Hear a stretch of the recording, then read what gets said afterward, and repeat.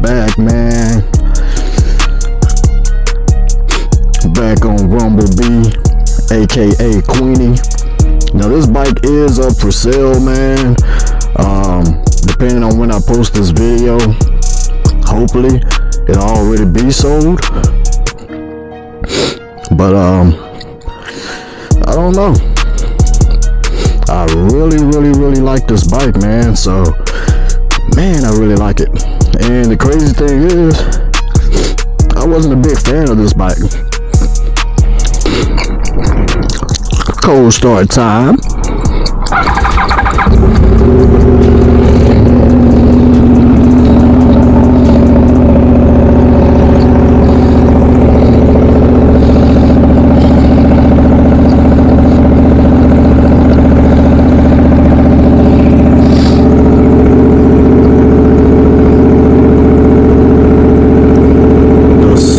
Sounds of a cross plane.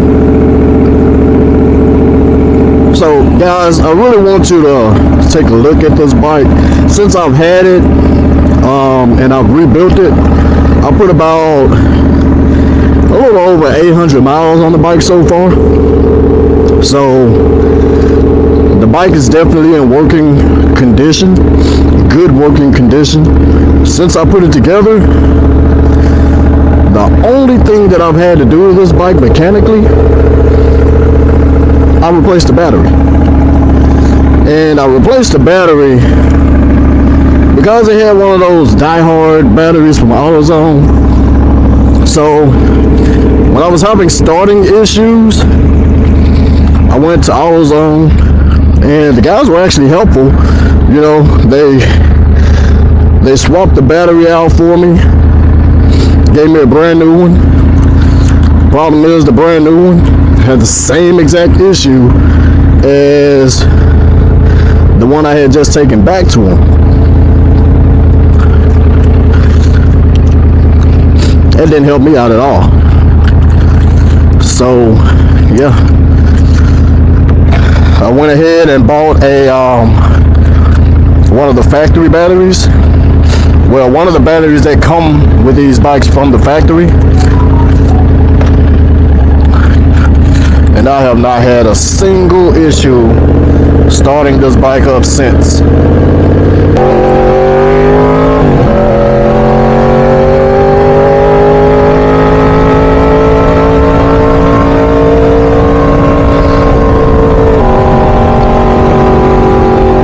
I created this channel to educate people on how it works with a rebuilt salvage title.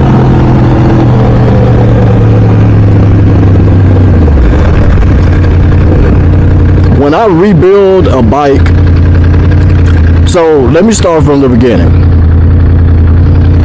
I've been riding motorcycles for 2024 right now, for about 23 years now. I got my first bike in, I'm lying, 21 years. I've been riding for 21 years now. I got my first bike 2003. Yeah, 2003 is when I got my first bike. It was a Honda 600RR. Yep, the ones that, you know, set the standard for the undertail exhaust. I don't think anybody on the market was doing undertail exhaust. The Japanese market anyway. I'm sure Ducati, you know, they had their thing going on. But when it comes to the Japanese companies, man, I'm pretty sure Honda was the first to do it. And I love that bike, man. Yes, the exhaust did burn your ass and your nuts, just like most Yamahas with the undertail, as well as the Ducati with the undertail. But the bike looked good. So, had that bike, didn't have it a whole year. Actually, I lied. My first bike was an 03 Gixxer 600. I crashed it and totaled it out the very same day. I didn't even put 5 miles on that bike. Oh, I had 7 miles on the bike. 3 of them came from the dealership. The other 2 came from me riding it back to the barracks. And then the last 2, well actually 3, and then the last like 0.2 miles came from me leaving the barracks and not even, getting off the street. Long story, not really long story. I just wasn't good at riding at that time. Looking while I was turning instead of turning while I was looking. That type of a deal. I didn't look through the turn. I was looking where I was turning and ended up hitting the curve. Bike slid a little bit, cracked the crankcase open, and totaled it out. So, along with that, man, I went and got the CBR after that, and I lost the CBR, man, in the dumbest way. I had the bike lowered, and I was going over some railroad tracks and didn't really slow down a whole lot. So the bike bottomed out, cracked the oil pan open, didn't know it, engine seized up. It took a while because, man, I had gone quite the distance before I even realized what had happened. And I realized what had happened because I kept feeling my rear tire kind of spinning when I hit the throttle. So eventually when we got to where we were going, I hopped off the bike, checked it out, and the engine was leaking. It was dry. So engine seized up on me, and then came the 04 Gixxer 600. That bike eventually became my Jordan Gixxer, and that kind of set the standard and put me on game with rebuilding bikes. I took that bike to the track. Never been to the track before. Did a lot of canyon carving. Got to the track, man. Got overexcited. Was leaning my ass off. I even had my elbow on the ground. And then my whole body was on the ground. But it was pretty sick. Wish I had a camera during that time. But anyhow, crashed the bike at the track. And that was the first time that I rebuilt the bike. And when I say rebuild, I painted it, fixed some of the fairings. I didn't even buy all new fairings. I repaired some of the fairings I had.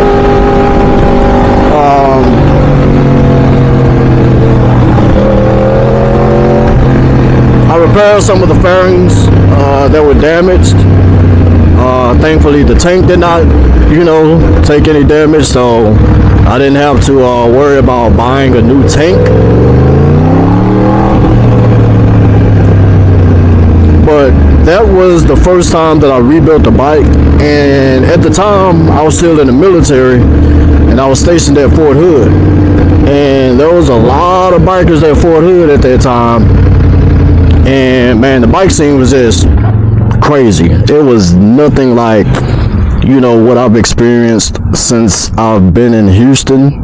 Now don't get me wrong, the bike scene in Houston is cool, when everybody is on one accord out riding, but the issue is, man, the city is so big that people are always spread out.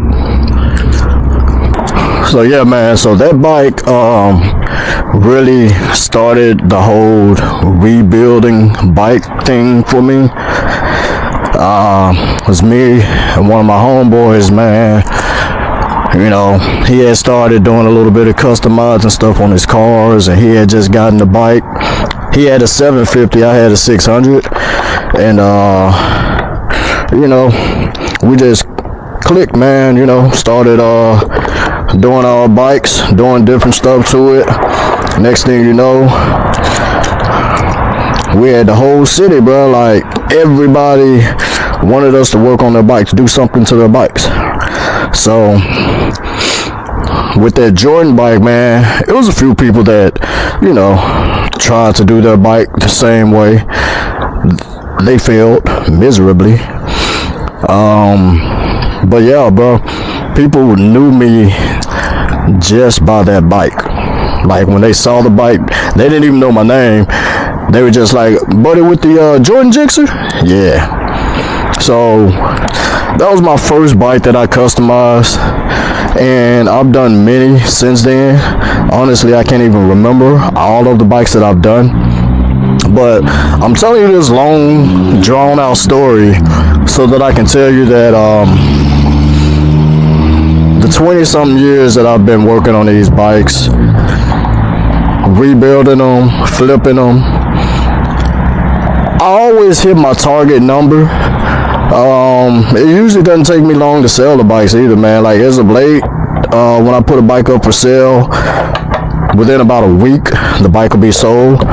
My 04 R1, I sold it within a week of listing it.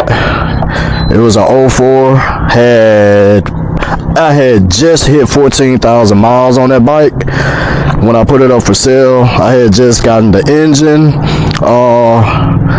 board, and it wasn't elective surgery, I'll tell you that. But basically what happened is that the bike had sat up for a long time, and the cylinders likely had rust in them because the bike was outside. And when I say sat up for a long time, I'm talking like between 5 and 7 years. And it was 100% my fault. Like, there was no reason for the bike to even sit up. It was in, it was working when I stopped riding it. The only issue that it had was the oil filter housing had a small leak. So I had other bikes. I normally have more than one bike all the time, and I try to have a 1000 and either a 600 or a 750, just because for me, I have more fun on the super sport bikes versus the super bikes. They're just more fun to me. A little bit easier to muscle around a corner.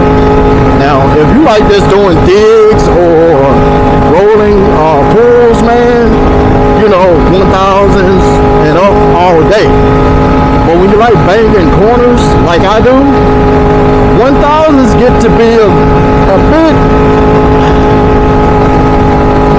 they wear you down a little bit, man, because they carry so much power into the corners and speed that the brakes really don't work well, in those scenarios. Now, if you go and put money into your brakes, of course.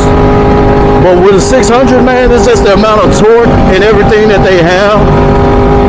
Going into a corner, accelerating out of a corner, all of this stuff, man, it usually does not end as badly as, with a 1000. 1000s are really snappy. And this bike, oh man, this bike, I kind of would love to bang some corners with it. I'm extremely tempted to do so, but my plan is to sell the bike. That's why I'm really not just like, man, let me go bang some corners, because anything can happen. Right now, the bike doesn't even have 10,000 miles on it, and I am trying my best to keep it under 10,000. I don't know if that's going to happen because now it's June. I didn't ride the bike this whole week. So this is my first time riding it this week. The last time I rode it, if I'm not mistaken, was last Sunday. Might have been Monday, but I think it was Sunday. So it's been about a whole week since I've ridden this bike. And back to the feature presentation, man. I've been building bikes for quite some time. I have a pretty good eye when I go to the auction for buying bikes that, won't break the bank. And even, let's say, if I can't rebuild a bike, it'll be a good part out bike. So I'll be able to at least make my money back. right now I'm dealing with an R7 that I bought like that. I'm debating about if I want to try to find another R7 so I can rebuild it, or if I just want to go ahead and part it out, because those bikes really don't value highly, and I'm not a big fan of them at all. I would rather, you know, put it together, get rid of it, maybe try to get a R6 or, you know, something else to accompany my 17 R1.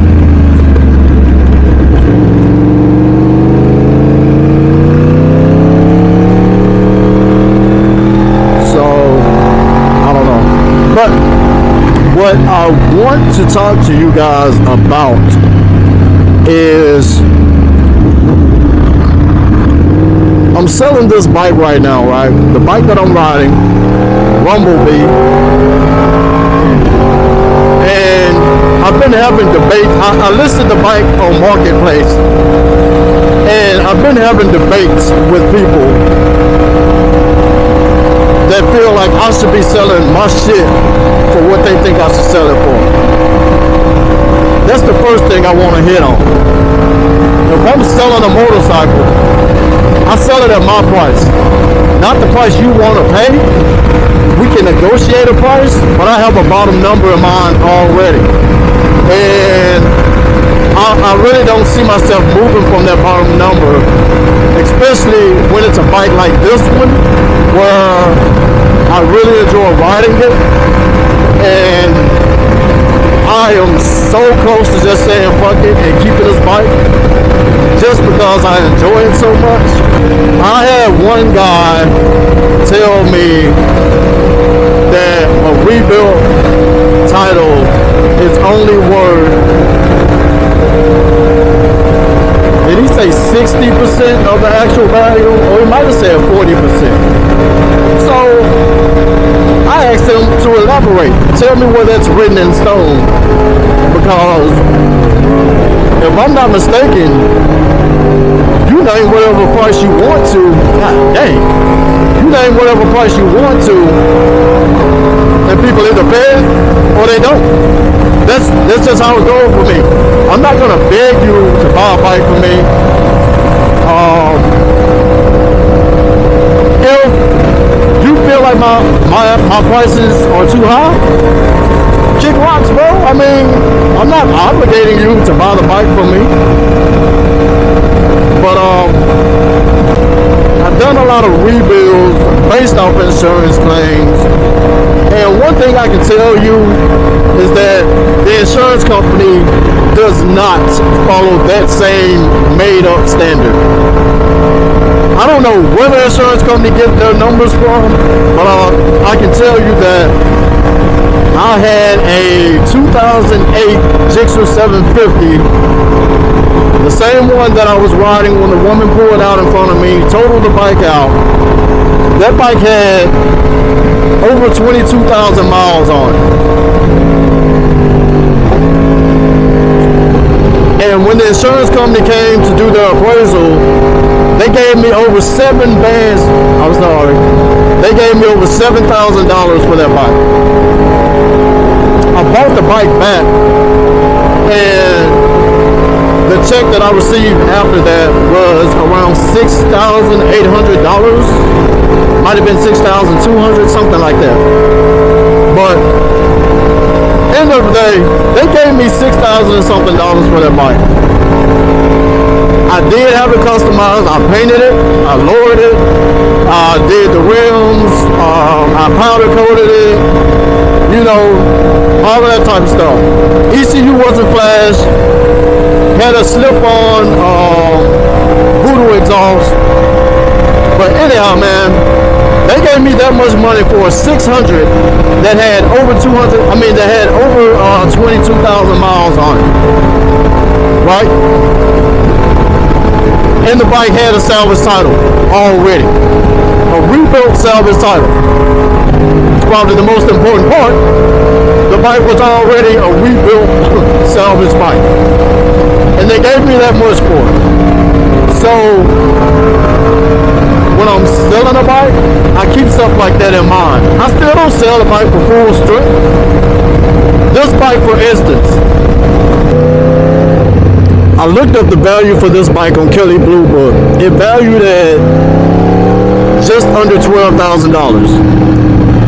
If I'm not mistaken, it was 11,488, or it was 11,648, something like that. But that's the value of the bike, you know, with the blue title, right? So I went to Cycle Trader just to kind of get an idea of what other people are selling these bikes for. And this went from the 09 all the way up to the 2014 models. I did not see a single bike listed as cheap as I'm selling this bike. And now before you say anything about, oh, well, it has a rebuild title. One guy even hit me up on my inbox to buy the bike, then got upset because the numbers he kept throwing out were too low for me. His numbers were, I'm asking, me personally, I'm asking $8,700 starting off. We can negotiate the price. I even put that in the listing. The guy hits me up and offers me $6,000. I tell him, nah, I'm good. He comes back and says 65. Nah, I'm good. He said, I followed off with 68. I'm still good. So then he gets pissed off and starts saying, man, you expect people to pay full strength or whatever, whoop-de-woo. And I'm like, I don't expect people to do anything except read the listing. You can see what price I started off at. I said that there is a little room for negotiation. A little room is not $2,000, my man. So I'm not gonna knock $2,000 off the bike to satisfy you. That's just ripping myself off, man. And I'm not that big of a dumbass. Been doing this too long. So I've had other people, you know, it's the normal thing, whatever, ask me about the title. There's clearly a picture of the title in the description of the bike. It's in the pictures, with the pictures of the bike. So it kind of makes me wonder, what the hell are people looking at when they look at these listings to buy a motorcycle? Like, I would read the listing and I would look at the pictures. So first off, I know if I really want to, you know, waste my time trying to get this bike. Secondly, I want to know if it's even worth my time talking to this guy, because he might not even be, you know, looking for what I have to offer. I might not have enough. You know, I had another guy say he was looking for a bike around 10 racks. I told him I was selling this bike for 87. He's asking me about, you know, lowering the price, or he has this much. I'm like, bro, you just said you had 10 racks. Like,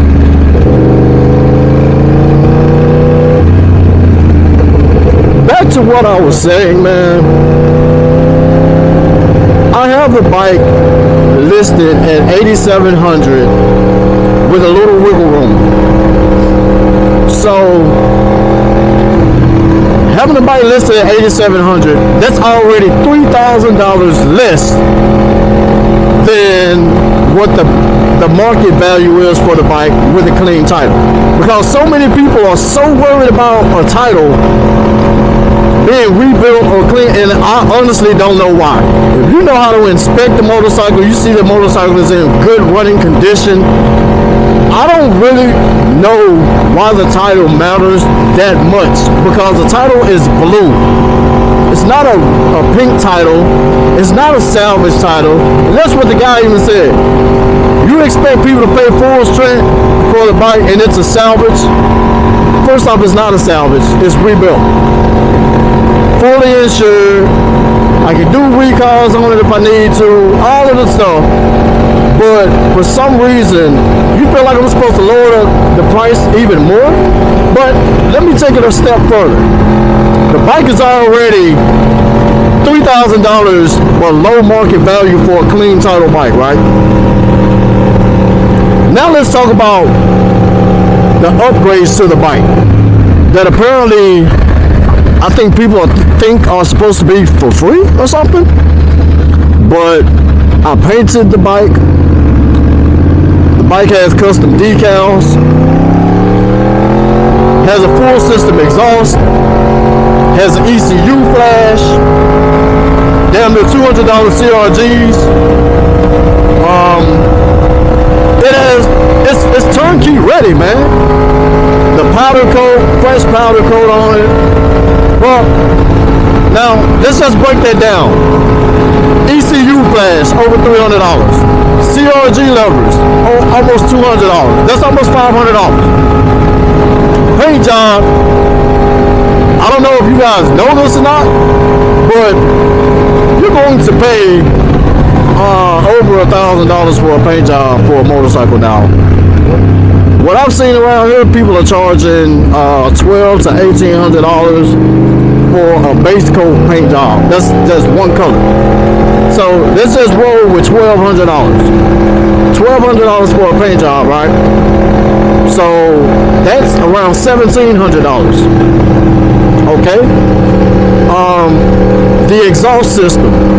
Don't know how much this exhaust system costs, but low side, let's just say $700 for the exhaust. That is around $2,500 if I'm not mistaken. And then let's throw in the powder coat. Powder coat, $575. So that's over $3,000 in upgrades, along with a $3,000, discount for market value. I just don't understand how some of you expect the price to be any lower than what it is. And I'm still willing to negotiate the price. That's the crazy thing. Bro, it's discounted enough. It's turnkey ready. It's got low miles on it. I don't know, I really don't know what else to tell some of you guys, man, but this probably is the bike for you.